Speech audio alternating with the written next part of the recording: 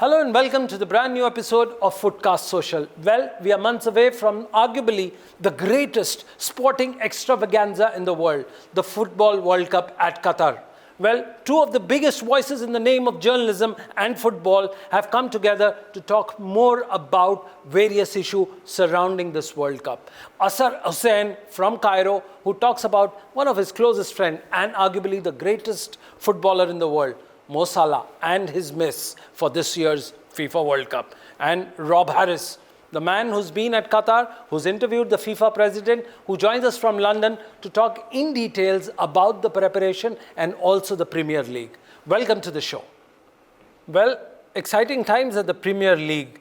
Who, according to you, Rob, will make the cut? Is it the Liverpool or Manchester City? The 2-2 draw, obviously, leaving City in control of their own destiny for the title. I mean, obviously, the fact that Liverpool had won 10 games in a row in the Premier League before going to the Etihad had put them in contention to overhaul City at the top. But now, City, you would still put as favourites, but so many games to come still. There's the 7 games where, you know, we've seen already in recent weeks how City can experience unpredictable results, like drawing at Crystal Palace, for instance. So the main thing is there's an exciting end to the season. Well, VAR is in the news again. It's like a snake that comes out unexpectedly. What's your take on it? They are when it comes to offside and things like that. So people are sort of watching VAR perhaps more in frustration at the laws of the game, not necessarily how VAR is being used, although there are still some who think VAR is being used too precisely. But then you've got to have precise rules and laws of the game. That's how referees have to implement them. So probably football more generally, from FIFA downwards, from all the confederations, NFAs, could do a lot more to actually just talk to fans about the laws of the game in a way that everyone can always be educated on them, because they are constantly changing slightly. The handball law does change. So, you know, these are things that actually fans would be helped by, you know, being kept up to date with. Well, Manchester United gets a new appointment of the manager. He joins amongst confusion and a lot of chaos. Do you think he'll be able to put the house in order? You know, uncertainty around Manchester United for so many years, shifts of strategy and managerial changes and instability at the top of the club as well. And those fan protests, where a year since that game against Liverpool had to be postponed because of the unrest outside the stadium. And a year on, United are still to win a trophy. This will be another season without a trophy. They'll have gone since 2017, the Europa League, since a title. So that will be a drought that stretches into 2023 as well. So the fans are frustrated, and clearly Solskjaer was kept on far too long. Why he was awarded another contract last summer is unquestionably, poor decision making, because there was no other club in for him at the time, and yet perhaps they'll seduced by the desperate desire for him to succeed.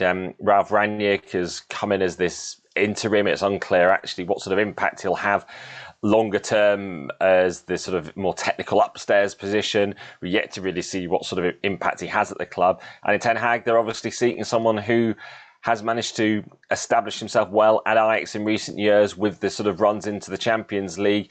And, you know, I do though feel that, I'm surprised at some point they haven't gone with Pochettino just yet, because it just seems like they're destined to be together, and it's almost like they need to actually go through appointing Pochettino, because I think he'll always exist as the potential option down the line. And, it is a difficult position for Ten Hag. There's a lot of changes coming. You've got issues over Paul Pogba's contract, Rashford's uncertainty in terms of his own position at the club as well. So, it's not going to be easy for him, particularly as we're seeing Newcastle also be emerging as a rival to sign players as well with their financial strength, and obviously City and Liverpool in a strong position to build from as well. They might have thought United, they might be helped by the sort of chaos and turmoil at Chelsea, but it does look like they are close to getting a new buy, which should provide some sort of stability, if not the same financial firepower there.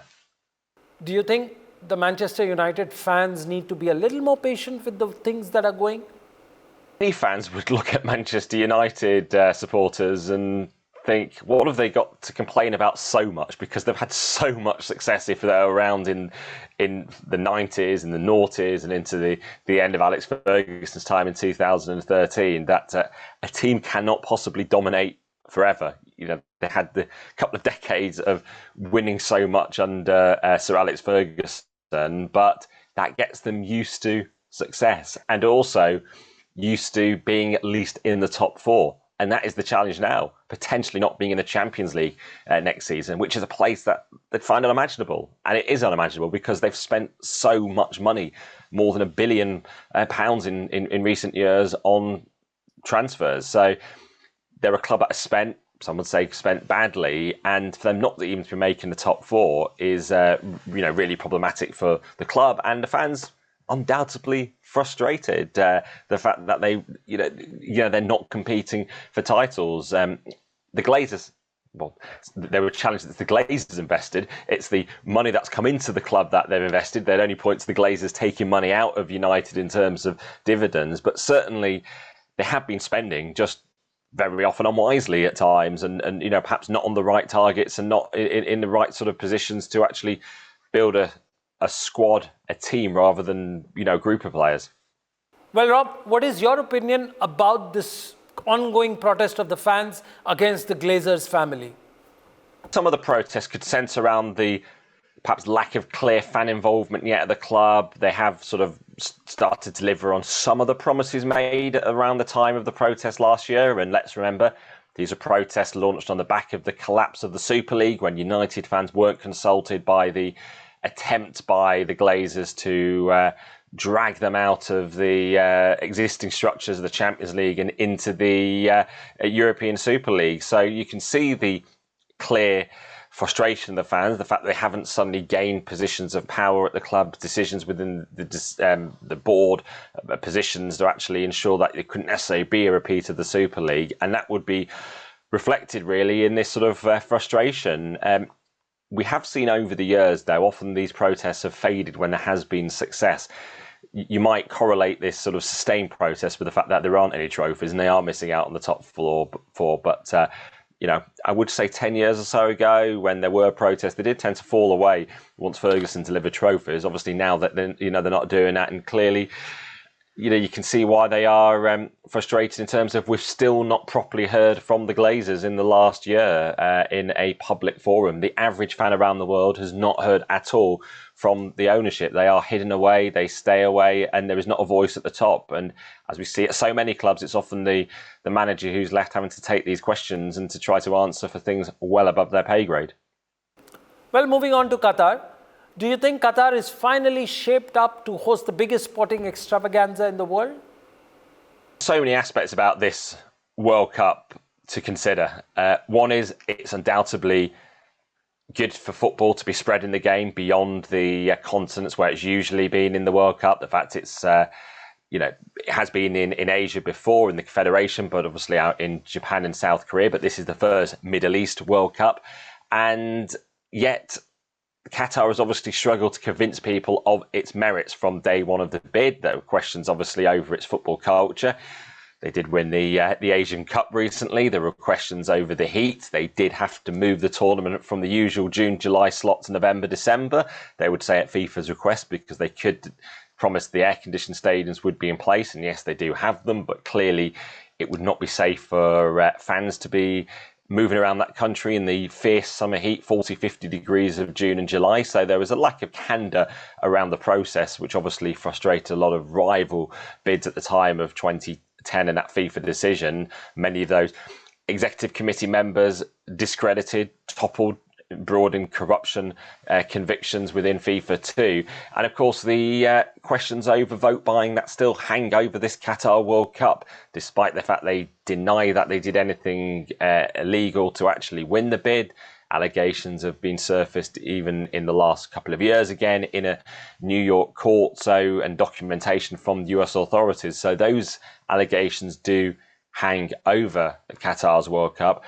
And then we move into the actual building of the infrastructure, and because this is the smallest location for World Cup ever. Even when I was there recently, there's building work constantly going on. Not the stadiums, but it's hotels and other infrastructure, the roads still being built up.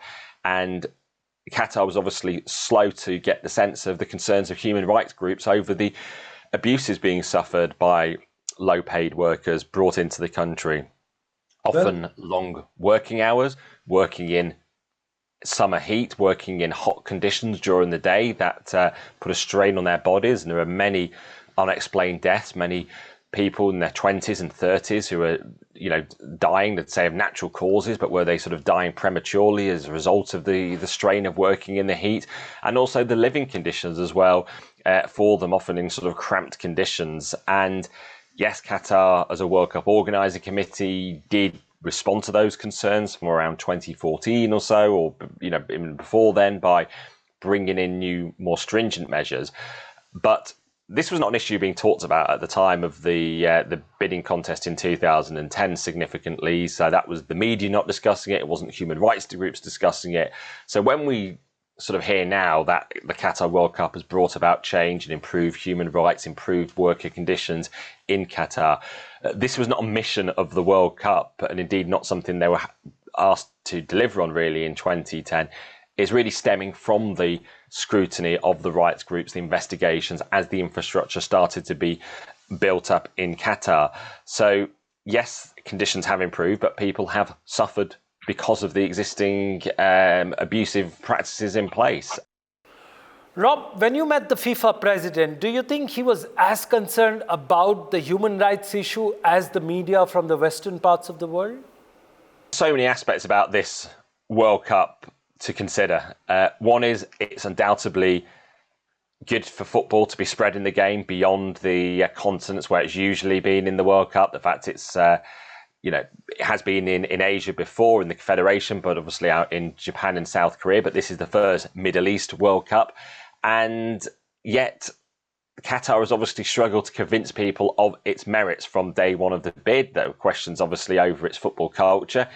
They did win the Asian Cup recently. There were questions over the heat. They did have to move the tournament from the usual June, July slot to November, December. They would say at FIFA's request, because they could promise the air-conditioned stadiums would be in place. And yes, they do have them, but clearly it would not be safe for fans to be moving around that country in the fierce summer heat, 40, 50 degrees of June and July. So there was a lack of candour around the process, which obviously frustrated a lot of rival bids at the time of 2010 and that FIFA decision. Many of those executive committee members discredited, toppled, brought in corruption convictions within FIFA too. And of course, the questions over vote buying that still hang over this Qatar World Cup, despite the fact they deny that they did anything illegal to actually win the bid. Allegations have been surfaced even in the last couple of years, again in a New York court, and documentation from US authorities. So those allegations do hang over Qatar's World Cup. And then we move into the actual building of the infrastructure, and because this is the smallest location for World Cup ever, even when I was there recently, there's building work constantly going on. Not the stadiums, but it's hotels and other infrastructure, the roads still being built up. And Qatar was obviously slow to get the sense of the concerns of human rights groups over the abuses being suffered by low-paid workers brought into the country.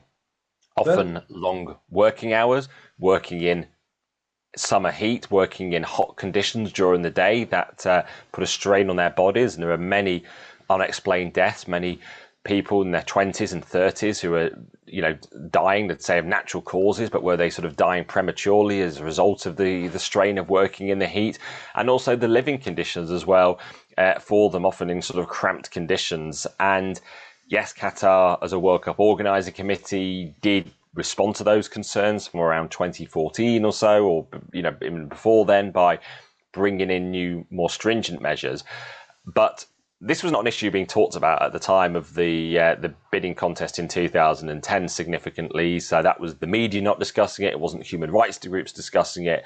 So when we sort of hear now that the Qatar World Cup has brought about change and improved human rights, improved worker conditions in Qatar, this was not a mission of the World Cup, and indeed not something they were asked to deliver on really in 2010 is really stemming from the scrutiny of the rights groups, the investigations as the infrastructure started to be built up in Qatar.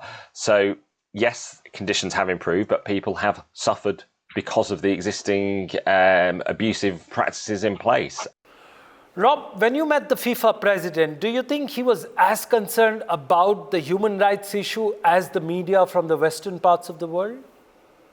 And we are dealing with countries that aren't democratic. They don't claim to be. These are countries that obviously are we do encounter that with. And with Infantino, it was a good chance to be able to sort of speak to him in some length. His need to engage is probably heightened by the fact his divisiveness has grown in the last year, particularly over things like trying to back a biennial World Cup, which now he says he never backed at all, and in fact was something that was just proposed. So, this is a big challenge for FIFA. He talked about it at the draw as being, the best World Cup ever, which is clearly moving on from Russia, where he now tries to distance himself from following the Vladimir Putin-led invasion of Ukraine. And the one thing is for Qatar, the stadiums be ready. This isn't like, say, in Brazil, where they're getting them ready up to the final moment of kickoff. The infrastructure will be in place. This isn't a tournament where we're sort of doubting that will be ready. I think a lot of the things centre on the fan experience. How will they fill their days? It's such a small place. Will they be able to get in okay at an affordable cost because of the the strain on flights? And will there be enough places for them to stay, given the fact it is a small country and there are accommodation challenges? So that will be, I think, where a lot of things will shift to. Well, Rob, this is a fan question. Do you think the FIFA president is the biggest salesman of football in the world? He says he wants to make football the truly global sport. I don't think there are many who would contest that football is already the preeminent global sport. And if you were to talk to cricket leaders, particularly, they would be talking about how football muscles into their territory in so many places, particularly in England, where even the English cricketing summer is encroached by pre-season friendlies and things like that. And I don't think there's barely a country in the world where football is not already in a position of sort of strength and the position of where it's has popularity. So it's a stretch for him to claim that football wasn't already global before he became president, but that's how he positions himself. And he would sort of look to be trying to help countries where they need the game raising and they need more investment. And obviously we do enter this World Cup with still the trophy only ever being won by European or South American nations. So, that is still something that is an anomaly, to resolve, which might, take some time to ensure that the World Cup isn't just the preserve of Europe and South America in terms of success. Well, Rob, this will bring you smiles. Do you think England's group is the most exciting group in this current World Cup? It's an interesting one. Obviously, it's a bit of a hiatus at the moment, not knowing who exactly the fourth team will be in the group alongside Iran and the United States. And, there's so many elements to it, depending on who actually does eventually get through. Undoubtedly, British derby would be something, pretty exciting at a World Cup. We had it at the Women's World Cup in 2019 when England played Scotland. We had it at the Euro 2016 when England played Wales in the group stage. So, this is something we have seen in recent years. Maybe the games can be a bit of a letdown, actually. Maybe the build-up's more exciting than the game itself. But then there's the Ukraine factor as well. The fact is, Ukraine are now probably the team that a lot of the neutrals do want to win, to go through, given what they have gone through and are still going through with the invasion. And one of the challenges is just getting the team fully ready to play in what will probably now be June for the delayed playoff against Scotland to take place. And then the winner of that plays at Wales as well as in the playoff final. So, there's probably that, probably quite keen desire for a lot of people to see Ukraine at the tournament. So, it's obviously something that Gareth Southgate is sort of left planning for potentially 3 different opponents now. But obviously the fact we are 7 months away from the World Cup does give him time to do so and prepare. Well, lastly, what is Rob Harris's final prediction for the World Cup? What are the teams to look out for? It's such a difficult one to always predict this, and particularly because we enter a World Cup at a different period. It's in the middle of the European season, not the end. So much can depend on player fitness, whatever time it is, in terms of, our key players missing. Are they actually there? The fact is, France will consider themselves as a contender for the tournament, but it's going to be so difficult to call this one. Can Brazil mount a challenge again to extend its record of World Cup titles? And I do think the winner will come from Europe or South America. Do England have enough? I think they've shown actually the last two tournaments, they often just don't have that slight extra edge to go over the line to actually win the title. And does Gareth Southgate have it in him to sort of make the most of situations when they are in a sort of position of strength right at the latter stages to sort of turn the screw on opponents to actually try to sort of kill the game off? So at least this time, England, like other nations, can't complain about it being at the end of a grueling season. They are getting the summer off the European clubs after sort of the COVID challenges of the last few years. I think the one thing to savour is this will be perhaps the last good group stage at a World Cup, because next time we go to 48 teams in the US, and we've got 3-team groups and sort of mismatches in terms of oddities around waiting to find out which teams do go through or not. So, it's going to provide something different in the northern hemisphere winter, unusually this time around.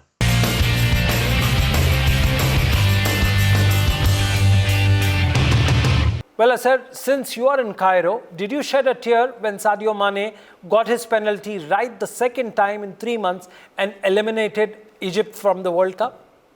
Sunil, I'll tell you a very bizarre point of view, which is, although what you just said, which is a very brilliant question, by the way, it's by the same man who, we can say, prevented Egypt from having a trophy and then from achieving a World Cup dream to be on the second World Cup in 2 times in a row after 2018 in Russia. But actually, this guy has a lot of love to from Egyptians. They do like him so much, Sadio Mane, although that it might seem that there's a lot of competition inside the field between him and Mo Salah, our king of hosts. But we do appreciate him so much. I think all the negativity or that made some sadness was the atmosphere that was created by the Senegalese fans back in Dakar in the second leg, which was it went a little bit too far from football to things and standards outside of football, which is keys that helped Senegal to win outside of football, and also a lot of pressure on Mo Salah and a lot of cursing him.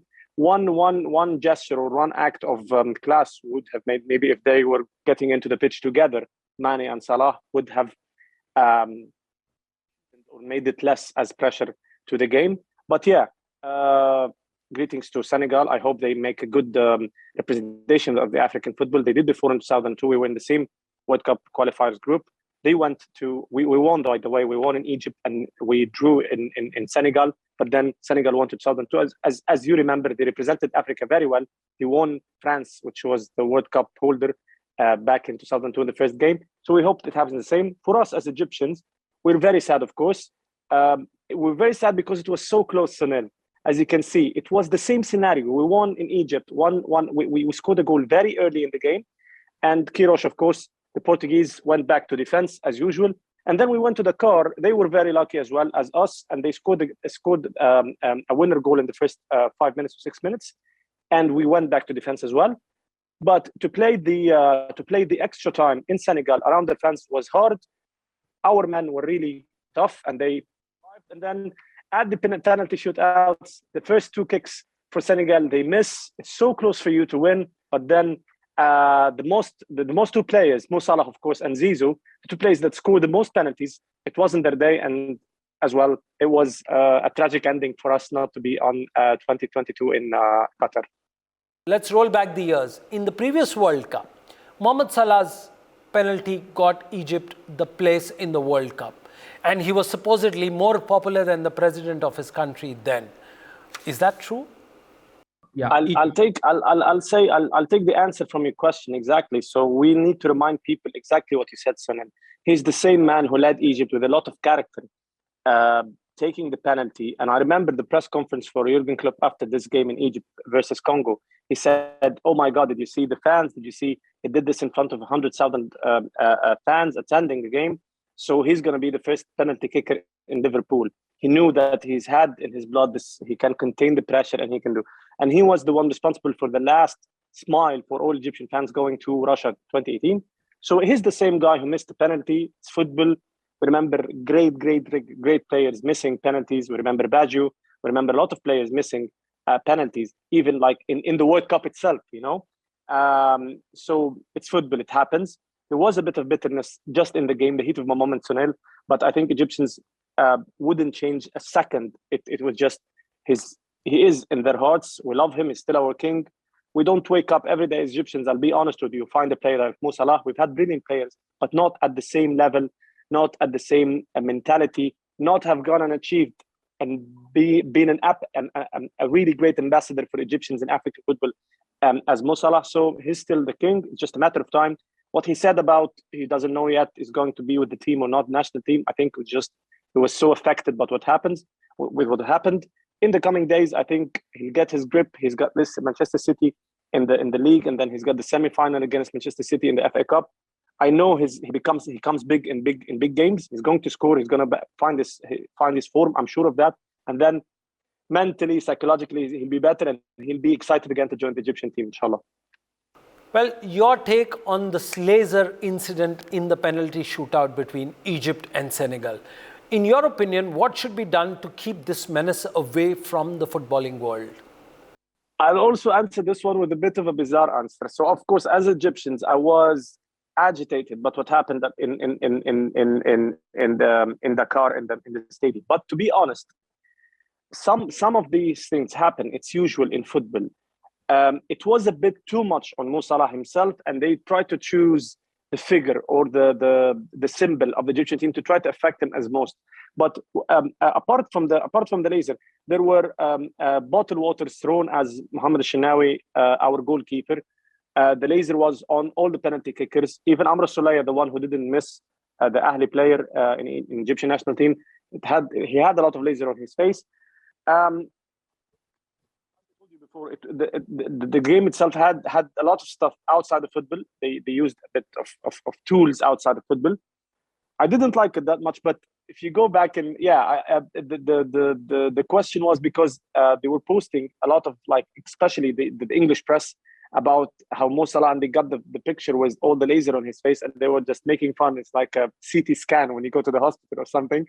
And then I think it was Ghana's goalkeeper. He said, "You did the same to me in 2018.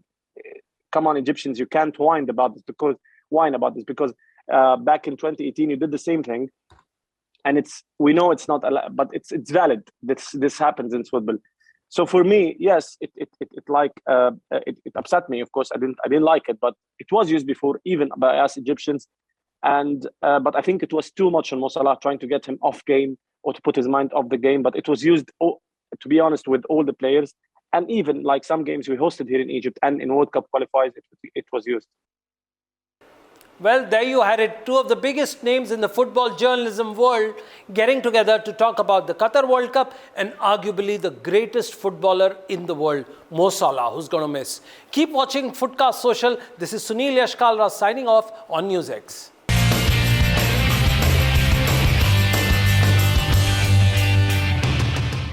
For more such videos, subscribe to the NewsX YouTube channel, hit the bell icon.